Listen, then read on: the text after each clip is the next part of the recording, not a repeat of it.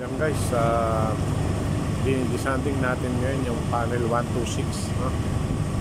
Ito, ongoing, in progress ang pag-disanding ng panel 126. Ito guys, yung nakuha natin mga nalupa sa excavation, ito na siya, ganito na karami. Yan.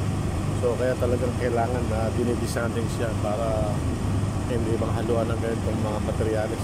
So kung hindi mo maalis to, contaminated na kagad yung konkreto natin. So yan guys, ganyan talaga ginagawa natin.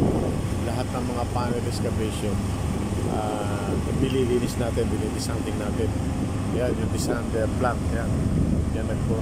Yung galing doon sa butas siya pumunta. Kaya kung makikita mo doon sa hopper na yun, yung mga bagsak na yun yung mga lupa na nanggagaling sa hukay na bumabagsak ka naman doon sa bucket na yun. Ito naman ang ginagawa ng excavator. Pag puno na yung bucket, nililinis niya guys. Yan guys ha. Ito, panel 126 in progress ang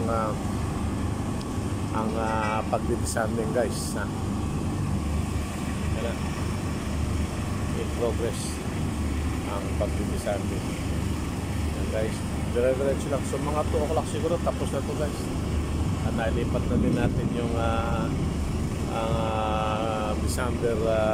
disanding pump doon sa kay kaliwa ng ng panel, tapos sa kay kanan kasi nakuha na natin doon 1.5% na, kaya nilipat na natin. Yan guys, dire-diretso lang ang pag-disanding natin.